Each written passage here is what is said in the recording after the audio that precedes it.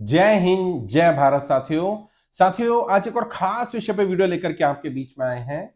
जैसा कि आपने टाइटल देख लिया होगा, इसमें मैं बात करने वाला हूं कि लोग आप पर कब दांव खेलते हैं। अभी मैंने एक वीडियो बनाया था कि जब तक लोग आप पर दांव ना खेलें, जब तक लोग आपको अपना नेता ना माने, तब तक आप लीडर नहीं बन पाएंगे। तो बहुत सारे लोगों ने सवाल किया कि सर आखिर लोग हम पर दांव खेलेंगे कब। साथियों मैंने उस वीडियो में बताया था और मैं बार बार बोलता हूं कि किसी को भी घर बैठे बैठे कोई आकर दांव नहीं खेलेगा। ये बात ध्यान रखिएगा। आप चाहे कितने बढ़िया से बढ़िया प्लेयर क्यों ना हो, आप कितने बढ़िया से बढ़िया लीडर क्यों ना हो, आपके अंदर कितने ही गुण क्यों ना हो, आपको उन गुणों को पहले दिखाना पड़ेगा। समस्या क्या आती है, ज्यादातर लोग ये कहते हैं कि कोई मुझ पर दांव खेले फिर मैं अपनी काबिलियत दिखाऊंगा। जबकि सच्चाई ये है, जब आप अपनी काबिलियत दिखाएंगे तब लोग आप पर दांव खेलेंगे। यानी घर से निकलना पड़ेगा। घर में बैठे रहने से किसी को नहीं पता चलेगा कि आपके अंदर क्या गुण है कि नहीं है। आप पर दो लोग दांव खेलने नहीं आएंगे। और जो दांव खेलने वाले लोग होते हैं उनके पास विकल्प बहुत ज्यादा है। आपके पास विकल्प नहीं है, क्योंकि आपको अपने ऊपर दांव खिलवाना है या आप चाहते हैं कि लोग आपके ऊपर दांव खेलें। उनके पास बहुत सारे विकल्प हैं। और ऐसा नहीं है कि आज जब वो आपके साथ नहीं है तो वो किसी को ढूंढ रहे हैं, नहीं, वो किसी ना किसी पर ऑलरेडी दांव खेल रहे हैं। कोई ना कोई उनका प्लेयर है। हाँ, उससे अगर बेहतर विकल्प उन्हें मिल गया तो वो तुरंत तुम्हारी तरफ आ जाएंगे। एग्जाम्पल देने की कोशिश करता हूं। बहुत सारे लोग, जब आम आदमी पार्टी का उदय हो रहा था तो मुझे कहते सर इनका तो अस्तित्व कैसे स्टैब्लिश होगा, कैसे पार्टी स्टैब्लिश होगी, लोग कहां से मिलेंगे। तो मैं बार बार बोलता था कि वही लोग जो कांग्रेस और भाजपा में है, बाकी पार्टियों में संघर्ष कर रहे हैं, उन्हें मौका नहीं मिल रहा, वो आ जाएंगे। कह रहे इनके पास पैसा कहां से आएगा।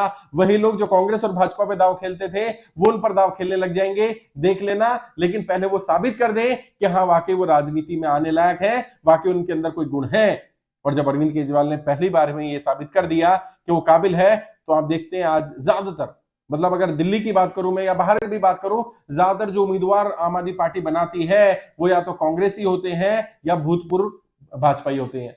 भाजपा या कांग्रेस ही मिलेंगे, या जिस राज्य में, जैसे यूपी में जाएंगे तो समाजवादी और बीएसपी वाले मिल जाएंगे, बिहार में जाएंगे तो वहां लालू प्रसाद यादव जी की पार्टी आरजेडी वाले मिल जाएंगे, जेडीयू वाले मिल जाएंगे, कांग्रेसी मिल जाएंगे, भाजपा मिल जाएंगे। मतलब क्षेत्रीय दल हो या राष्ट्रीय दल हो, जो ऑलरेडी राजनीति कर रहे हैं वही लोग मिलेंगे। अच्छा, जब उम्मीदवार वो लोग मिलेंगे, पदाधिकारी वो लोग मिलेंगे, तो दांव खेलने वाले क्या हिमालय पर्वत से आएंगे। दांव खेलने वाले भी वही लोग मिलेंगे। यानी वो लोग जो ऑलरेडी एग्जिस्ट करते हैं वो आप पर भी दांव खेलेंगे। अब आपका सवाल होगा कि सर मुझ पर कोई दांव खेलेगा तो बदले में वो ये भी चाहेगा कि मैं उनके लिए कुछ अदर वे राउंड जाकर के करूं। हाँ बिल्कुल चाहेगा, लेकिन वो आपके ऊपर है कि आप किस हद तक सामने वाले की मदद करना चाहते हैं। और सारे लोग बुरे नहीं होते। मैं भी बहुत सारे ऐसे लोगों को जानता हूं और आप भी जानते होंगे। जब लोग दांव खेलते हैं तो दांव खेलने के कारण अलग अलग होते हैं। अगर उन कारणों का पहचानेंगे तो हर किसी का कारण सिर्फ आपसे कुछ लाभ मिल जाए ऐसा नहीं होता, या लाभ इन टर्म्स ऑफ मनी मिल जाए ऐसा नहीं होता, या आप उनको पद पर जाकर के उनको आगे बढ़ा दें ऐसा नहीं होता। बहुत सारे लोग संरक्षण के लिए, क्या आप साथ रहेंगे तो उनका कोई अत्याचार नहीं करेगा, उनके ऊपर कोई अन्याय नहीं करेगा, उनके बिजनेस पर कोई हैम्परिंग नहीं करेगा, उनके ऊपर इलीगल नोटिस नहीं आएंगे, इसलिए भी लोग आपका साथ देते हैं। कई लोग आपका साथ इसलिए देते हैं क्योंकि उनको थोड़ा फेमस होना होता है और वो खुद काबिल नहीं होते कि वो फेमस हो पाए अपना पैसा लगा करके भी, तो चाहते हैं किसी फेमस व्यक्ति के साथ जुड़ लिया जाए ताकि हम उस पर दांव खेलेंगे और उसके साथ हमारी फोटो आ जाएगी, हमारा भी फायदा उसका भी फायदा, और इसमें आपको कोई नुकसान भी नहीं है। जब तक आपसे कोई इलीगल काम नहीं करवा रहा है तब तक कोई अगर आप पर दांव खेलता है और बदले में कुछ ऐसा मांगता है जो लीगल है, लेजिटिमेट है, इसमें कोई बुराई नहीं है। कई लोग मुझे भी कहते हैं कि सर आप कहते हैं लोग अगर आप पर दांव नहीं खेलते हैं तो आप नेता नहीं बन सकते, तो जो लोग दांव खेलेंगे मुझ पर वो मुझसे बेनिफिट लेना चाहेंगे और मैं उन्हें बेनिफिट नहीं देना चाहता, इसलिए लोग मुझ पर दांव नहीं खेलते। नहीं, इस उम्मीद से कि कोई आपके साथ जुड़ेगा और आपसे फायदा उठा लेगा और आपका फायदा ना उठाया जाए या आपसे उसको बेनिफिट ना मिले, वो आप पर दांव ना खेले, या आप इसलिए किसी को दांव ना खेलने दें, ये ठीक नहीं है, तरीका ठीक नहीं है। कोई ना कोई बेनिफिट तो मिलेगा ही। और मैं तो आचार्य चाणक्य का शिष्य हूं और हम सब अपने गुरु मानते हैं आचार्य चाणक्य को। आचार्य चाणक्य ने कहा इस धरती पर बिना लालच के कोई संबंध नहीं है। और जब उनसे पूछा गया कि गुरुदेव कुछ तो संबंध ऐसे होंगे, एक पिता पुत्र का संबंध, इसमें क्या लालच है, तो गुरुदेव ने कहा इसमें तो बहुत बड़ा वाला लालच है। पिता का लालच है कि उसको मान सम्मान मिलेगा और पुत्र को लालच है कि सुविधाएं मिलेंगी।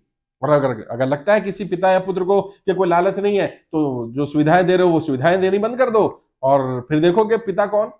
तो कहेंगे भाई पड़ोसी में और आप में क्या अंतर है, क्या पड़ोसी भी तो उतना ही बड़ा पिता है जितने बड़े पिता आप हैं। पड़ोसी भी कोई सुख सुविधा नहीं देता, आप भी कुछ नहीं देते। अच्छा, डांटना मारना शुरू कर दो तो फिर पता चलेगा जो लड़ाई झगड़ा करने वाले लोग हैं, सुविधाएं तो वो कुछ देते नहीं है, लड़ाई झगड़ा करते रहते हैं, पिता भी वही कर रहा है, तो फिर वो भी पिता ही हो गया ना फिर तो। ऐसे ही पुत्र के मामले में, अगर पुत्र अपने पिता को सम्मान देना बंद कर दे, जो पुत्र सुन रहे हैं वो अपने पिता को सम्मान देना बंद कर दो, गाली गलौज करना शुरू कर दो, बदतमीजी करना शुरू कर दो, फिर पता चलेगा कौन सा पुत्र है। और बहुत सारे पिता है ना जिन्होंने अपने बच्चों को बेदखल कर रखा है, बहुत सारे बच्चे ना जो माता पिता से दूर हो गए हैं, क्यों? इसी कारण से, क्योंकि लोगों को ये लगने लगा कि ये तो परमानेंट हमारा है। तो जब इस तरह के संबंध में भी लालच है, तो बाकी दुनिया में कोई संबंध बने और उसमें लालच ना हो तो इसमें कोई बुराई नहीं है, लालच होना चाहिए। लेकिन आगे आचार्य चाणक्य क्या कहते हैं, दो व्यक्तियों का लालच अगर अलग अलग होगा, उसमें टकराव नहीं होगा, तो ये दो लोग लंबे समय तक साथ रह सकते हैं। यानी आपका कोई स्वार्थ हो और मेरा कोई स्वार्थ हो और हमारे स्वार्थ में टकराव ना हो, तो हम लंबे समय तक साथ रह सकते हैं। और वो स्वार्थ अगर देश हित में हो, तो हम साथ मिलकर के देश के लिए तरक्की करना चाहते हैं, देश को उन्नति की ओर लेके जाना चाहते हैं, क्षेत्र के विकास के लिए काम करना चाहते हैं, राज्य के विकास के लिए काम करना चाहते हैं, समस्याओं का समाधान करना चाहते हैं, जनता की सेवा करना चाहते हैं, अगर ये लालच हो, तो लालच को बुरा क्यों माना जा रहा है कि लालच बुरा ही होगा? अगर कोई अपना स्वार्थ देखता है, अपने बारे में भला सोचता है, इसमें कोई बुराई नहीं है। लेकिन हाँ, जब स्वार्थी हो जाता है कि केवल मेरा फायदा हो और बाकी सबका नुकसान हो जाए, ये स्वीकार नहीं है। और कोई भी आप पर ये सोचकर दांव नहीं खेलता कि उसका तो लाभ हो जाए और आपका नुकसान हो जाए। क्यों? क्योंकि अगर आपसे लाभ हो रहा होगा तो वो चाहेगा आपसे ज्यादा लाभ हो, ताकि आपके लाभ में ही उसका लाभ है। तो और उसमें अगर कोई लीगल काम आपसे करवाया जा रहा है, कोई आपको गलत साइन कराए जा रहे हैं, गलत फाइल पास कराई जा रही है, गलत कानून बनवाया जा रहा है, वहां आप अपोज कर सकते हो, आपके हाथ बंधे थोड़ी है। और शुरुआत में ही तो आपको जरूरत है दांव खेलने वालों की। बस जब एक बार स्टेब्लिश हो जाओ, जब सांसद विधायक बन जाओ, जब राजनीति में स्थापित हो जाओ, तब चुन लेना। तब तो बहुत सारे लोगों में दाव खेलने वाले, फिर उनमें से अच्छे वालों को चुन लेना कि भाई ये बुरे वाले लोगों का दाव नहीं खेलना है, या बुरे लोगों को के पैसे या संसाधन का यूज नहीं करूंगा, मैं अच्छे लोगों के संसाधन का पैसे का यूज करूंगा। अच्छे लोग भी हैं, बहुत बहुत अच्छे लोग हैं, बहुत सारी ऐसी संस्थाएं हैं, बहुत सारी ऐसी एनजीओ हैं, बहुत सारे ऐसे व्यक्ति हैं जो बहुत सारे लोगों को राजनीतिक रूप से, सामाजिक रूप से, आर्थिक रूप से, पारिवारिक रूप से बहुत सारा समर्थन करते हैं। मैं जानता हूं कई संस्थाओं को, अभी मैं गुजरात में गया, मैं नाम नहीं लूंगा, एक बड़ी संस्था है, वो सभी पॉलिटिकल पार्टी के लोगों को समर्थन करते हैं और उनका बड़ा मठ है, और वो जिस भी पार्टी में जाते हैं, जिस भी संगठन में जाते हैं, कोई ना कोई उनका व्यक्ति मिल जाता है। एक भारत के बहुत बड़े उद्योगपति हैं, एक उनके खास व्यक्ति ने मुझे बताया कि एक जमाना था कि जब कोई भी चुनाव लड़ता था महाराष्ट्र में, तो उनकी पार्टी हर उम्मीदवार को फंड करती थी, कम या ज्यादा, चाहे कोई इंडिपेंडेंट भी लड़ रहा हो, अगर उसकी थोड़ी बहुत भी संभावना लगती थी कि इस व्यक्ति में पोटेंशियल है, यंग है, या ये आगे बढ़ सकता है, उसको फंड देने के लिए खुद उनकी टीम चली जाती थी। अच्छा, मांगता नहीं था, खुद चले जाते थे। अब वो दौर नहीं रहा, अब तो आपको जाना पड़ेगा, लेकिन वो काबिलियत तब भी देखते थे, काबिलियत तब भी देखेंगे। अगर आप में से कोई ये कहता है, बुरा मत मानिएगा, मैं कड़वी बात बोलने जा रहा हूं, अगर कोई ये कहता है कि मेरे पास कोई ऐसा व्यक्ति नहीं है जो मुझ पर दाव खेले, या मुझ पर कोई दाव नहीं खेल रहा, आई एम सॉरी टू से, आपने अपनी काबिलियत अभी दिखाई नहीं है, या आप काबिल नहीं है।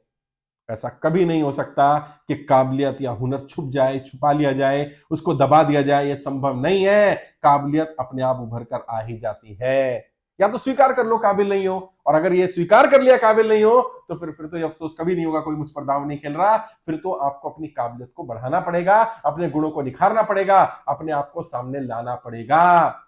और जो सबसे बड़ा मूल मंत्र है, जो सबसे बड़े लोग हैं दांव खेलने वाले, उनके बीच जाओ ना यार।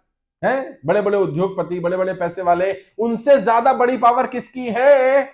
जनता की पावर है। जनता के पास जाओ, और जनता अगर आप पर दांव खेलेगी, तो इन बड़े बड़े उद्योगपतियों को, जो लोग जिन पर उद्योगपति भी दांव खेल रहे होंगे, पैसे वाले भी दांव खेल रहे होंगे, बाहुबली धनवर वाले भी दांव खेल रहे होंगे, उन्हें भी आप उखाड़ फेंकेंगे। लेकिन जनता आप पर दांव क्यों खेलेगी? जनता को अपना फायदा, अपना हित देखना आता है। जनता पहचान लेती है कौन हमारा हितैषी है और कौन हमारा हितैषी नहीं है। ये लोग कहते हैं जनता को मूर्ख बनाना बड़ा आसान है। नहीं, ऐसा नहीं है। भारत की जनता तो पॉलिटिकली बहुत मेच्योर है। जो नेता ये सोचते हो कि आप जनता को मूर्ख बना करके वोट ले लेते हैं, नहीं, जनता मूर्ख बनती दिखती है, बनती नहीं है। और आप जब जब मूर्ख बना करके जनता से वोट ले रहे होते हैं ना, आपको पता नहीं होता, आप जनता की नजरों में दिन प्रतिदिन गिर रहे होते हैं। जो वादे करके आप सत्ता में जाते हैं और फिर वो पूरे नहीं करते होते हैं, तो फिर आहिस्ता आहिस्ता आहिस्ता आहिस्ता आपका ग्राफ गिर रहा होता है और एक दिन ऐसा आता है आपके पैरों तले से जमीन खिसक जाती है। वो जनता, वो वोटर जो आपके थे, जो आपने मान लिया था कि आपके सगे हो गए, वो आपका साथ छोड़ देते हैं। अगर ऐसा नहीं होता तो परमानेंट सरकार एक ही रहती है। शुरू से कांग्रेस की चली आ रही थी तो कांग्रेस ही रहती, जिस राज्य में जो सरकार बन गई वही रहती। अभी पंजाब में देखा ना, अकाली परिवार जो देश की आजादी से, जब से आजाद हुआ देश तब से चुनाव लड़ रहा था, तब से जीत रहे थे, और फिर अचानक जनता ने मन बना लिया कि नहीं अब इनका साथ नहीं देना, उखाड़ फेंका। तो ये नए कल के आए हुए नेता ये सोचे 2 4 5 साल 10 साल में कि हम जनता को मूर्ख बना देंगे, है कि कल के नए पढ़े लिखे नेता आकर के ये सोचे कि हम जनता को मूर्ख बना देंगे और जनता मूर्ख बन जाएगी। ये जनता ऐसी धोबी पछाड़ मारेगी ना, पता भी नहीं चलेगा कहां जाकर के रिल जाओगे। हाँ, ये जनता है। जनता ने ऐसे ऐसे बहुत सारे सूरमाओं को समाप्त कर दिया साहब। उन्हें राजनीति का बरगद कहा जाता था। दिल्ली में भी ऐसे बहुत नेता थे, यूपी में बहुत सारे नेता थे, कई नेता, मैं नाम नहीं लूंगा, उन्हें कहा जाता था वो नेता जहां खड़ा हो जाएगा वहीं, जिस पार्टी में चला गया उसी की सरकार बनेगी। और ऐसा होता भी था, जिसको समर्थन कर दिया, जिसका नाम ले दिया, वो जीत जाता था। किसी ने तो ये भी कहा था कि उसके नाम का कुत्ता भी खड़ा करो तो जीत जाएगा। और फिर उनका हश्र क्या हुआ? उनका हश्र ये हुआ वो खुद चुनाव हार गए, जमानत जब्त हो गई साहब उनकी। ये जनता है साहब। अगर अगर वाकई चाहते हो कि राजनीति में अपने आप को स्थापित करना है तो जनता के बीच जाओ। और जनता कब दांव खेलेगी? जनता तब दांव खेलेगी जब जनता को विश्वास दिला पाओगे, ये विश्वास, ये भरोसा हो पाएगा कि हाँ ये व्यक्ति अपना स्वार्थ, अपनी राजनीति के लिए काम तो कर रहा है लेकिन हमारा अहित नहीं करेगा, हमारे हित के लिए काम करेगा। और इसे कभी अपनी राजनीतिक स्वार्थ और हमारे हित में से एक को चुनना पड़ा तो ये हमारे हित को चुनेगा। जनता को अगर एक बार ये भरोसा हो गया कि ये व्यक्ति हमारे दुख में दुखी होता है, हमारी खुशी में खुश होता है, ये हमारे साथ रहता है, ये दुख सुख में हमारा साथ देगा, हमारी समस्याओं को समझता है, हमारी समस्याओं को कम करना चाहता है, उसके लिए परेशानी मोल ले रहा है, इसके पास आसान विकल्प था आसान जीवन जीने का, इसके पास विकल्प था अपना समय अपने व्यापार को देने का, अपने परिवार को देने का, अपने संसाधनों को अपने लिए यूज करने का, लेकिन इसने हमारे लिए काम किया। और जब जनता को विश्वास हो जाता है कि हमारे लिए काम कर रहा है तो जनता आपके लिए काम करने लगती है। और ये जिस स्पीड से जनता आपको सर पे चढ़ाती है ना, अगर आप भरोसे पे कायम नहीं रहे तो उसी स्पीड से उतार भी देती है। जिसकी ग्रोथ जितनी ज्यादा सीधी होती है ना, उसका ग्राफ भी ऐसे ही गिरता है, ऐसे ही गिरेगा सीधा। और लम्हों ने खता की थी, सदियों ने सजा पाई। ऐसे बहुत सारे नेता हैं जिन्होंने लम्हों में खता कर दी, बस ये भूल कर बैठे, उन्हें लगा जनता मेरी परमानेंट है। नहीं साहब, ये जनता परमानेंट नहीं है। जनता अगर दाव खेलेगी तो जनता तब तक दाव खेलेगी और तब दाव खेलेगी जब आप जनता के हित के लिए काम करेंगे। तो जनता को पहले भरोसा दिलाना पड़ेगा। अब घर बैठे रहिए, इंतजार करते रहिए जनता आ जाए मेरे पास अपनी समस्याएं लेकर। नहीं, जनता ऑलरेडी अपनी समस्याएं लेकर जहां जाना चाहिए जा रही है। उन्हें कैसे पता चलेगा आपके पास समस्याओं के समाधान है? आप उनकी समस्याओं को सुन पा रहे हैं, आप जानते हैं उनकी समस्याओं के बारे में। कोई भी एक समस्या है ऐसी जिसका आपको समाधान पता है? अगर नहीं पता है तो फिर जनता क्यों आएगी? और अगर पता है तो क्या जनता को यह पता है कि आपको उनकी समस्या और समाधान दोनों पता है? और अगर जनता को यह पता चल गया कि आपके पास समस्या भी है और समस्या का समाधान भी आपको पता है, यकीन मानिए जनता आप पर दांव खेलेगी। अब जो सवाल था, मूल सवाल था, कब दांव खेलेगी? जनता के बीच चले जाइए साहब। हाँ, घर बार छोड़ दीजिए, ड्राइंग रूम में बैठ करके, बढ़िया ऑफिस में बैठ करके, एयर कंडीशन में बैठ करके, लग्जरी लाइफ जी करके ये काम नहीं होने वाला। सड़क की राजनीति करिए, उतर जाइए सड़क पर और जनता के बीच जाइए। समस्या लेकर के लोगों को आपके पास आना ही ना पड़े, आप लोगों के पास चले जाइए और फिर देखिएगा पता है क्या होगा। एक दिन ऐसा होगा वो लोग जो आपको जानते भी नहीं होंगे वो आप पर आंख मूंद कर भरोसा करने लगेंगे, वो आपके लिए लड़ने लगेंगे, वो आपकी जय जयकार करने लगेंगे, वो आपके साथ जुड़ने लगेंगे, वो धन मन तन से आपका समर्थन करने लगेंगे। अगर चाहते हैं कि वो लोग आपके समर्थक बने जो आपके कल वोटर बनने वाले हैं। और ऐसे तो होता है ना, पहले क्या बनता है व्यक्ति? पहले आपका समर्थक बनता है, फॉलोअर बनता है, आहिस्ता आहिस्ता वो आपकी टीम का हिस्सा बन जाता है, फिर वो आपका झंडा उठाने लगता है, फिर वो आपकी टीम का मेंबर बन जाता है, फिर पदाधिकारी बन जाता है। कल को वो आपके लिए नारे लगाने वाला, वोट दिलवाने वाला, संसाधन इकट्ठा करने वाला, अपने तो संसाधन लगाता ही है और उनके भी संसाधन इकट्ठे कराता है। और अगर आप उनके हित के लिए लगातार काम करते रहे तो वो लगातार आपके साथ जुड़े रहेंगे। होता है ना, 10 साल 15 साल 20 साल 30 भारत का इतिहास है ना, 30 35 साल तक एक एक व्यक्ति मुख्यमंत्री। सोचिए 30 साल मुख्यमंत्री और अपने बलबूते। क्या कर रहा था भाई? वो जनता दाव खेल रही थी उस पर। अच्छा, जिस दिन जनता ने दाव खेलना बंद किया खुद भी हार गया और सारा कैबिनेट हार गई है। बहुत सारे नेता थे जिन्होंने सोच लिया कि अब तो जनता हमारे अलावा किसी को चुनेगी नहीं, विकल्प नहीं है। और जो लोग ये कहते हैं ना विकल्प नहीं है, नहीं, वैक्यूम नहीं रहता साहब, हर चीज का विकल्प आता है। जनता अगर विकल्प नहीं होता है तो विकल्प ढूंढ लेती है, नहीं ढूंढ पाती है तो जनता ही विकल्प बन जाती है, अपने में से विकल्प निकाल देती है। तो ये सोचना कि जनता हमारे ऊपर डिपेंड रहेगी, ऐसा नहीं है। आप डिपेंड हैं जनता पर।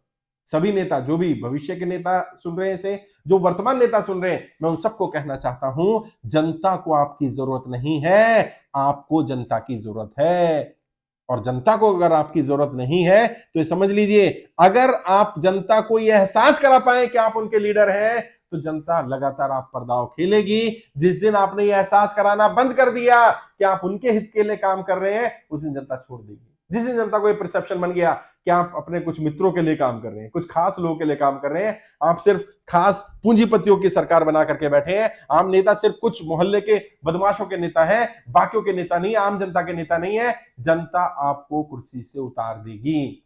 और लोकतंत्र की सबसे बड़ी अच्छाई, सबसे बड़ी बढ़िया चीज क्या लगती है मुझे, यही लगती है कि जनता किसी की परमानेंट नहीं है। और जो एक सोचते हो कि हम जनता को खरीद लेंगे, हम वोटरों को बहका देंगे, वोटरों को मूर्ख बना देंगे, ये संभव नहीं है। वोटर आपको मूर्ख बना रहा है, आपको पता नहीं है।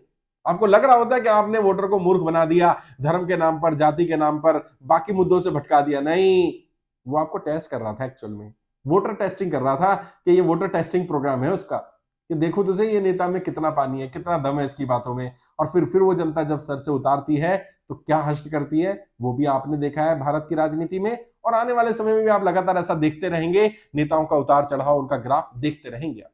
तो मैंने कोशिश की बताने की कि जनता कब दांव खेलेगी। जनता घर में बैठे रहने से दांव नहीं खेलेगी, आपको फील्ड में उतरना पड़ेगा, उनकी समस्याओं के साथ उनके साथ खड़ा होना पड़ेगा, समस्याओं को सुनना पड़ेगा, समझना पड़ेगा, जानना पड़ेगा, पढ़ना पड़ेगा, सीखना पड़ेगा, समाधान ढूंढने पड़ेंगे, समाधान करना पड़ेगा, नहीं कर पाए तो लड़ना पड़ेगा, बताना पड़ेगा, जनता से संवाद करना पड़ेगा, और इसके लिए जनता के बीच जाना पड़ेगा।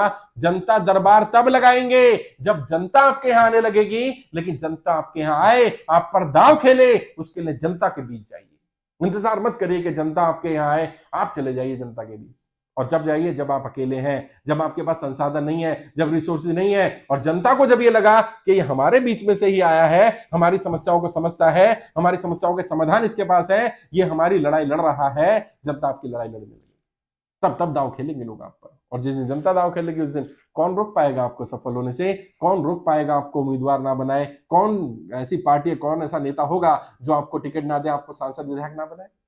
तो मैंने कोशिश की सिखाने की, समझाने की, आगे भी गाइड करता रहूंगा। अगर कुछ और जानना चाहते हैं, कोई और सवाल है, किसी और टॉपिक वीडियो चाहिए, तो कमेंट बॉक्स में लिखिएगा, मैं जरूर वीडियो बनाऊंगा उस टॉपिक पर। मुझसे बात करना चाहे तो वीडियो के डिस्क्रिप्शन जाइए, मेरा फोन नंबर मिल जाएगा, 2 4 5 मिनट बात करो, डायरेक्ट बात करिए, गाइड करूंगा मैं आपको। आज के लिए इतना ही। आपके उज्जवल राजनीतिक भविष्य के लिए हार्दिक शुभकामनाएं। जय हिंद, जय भारत।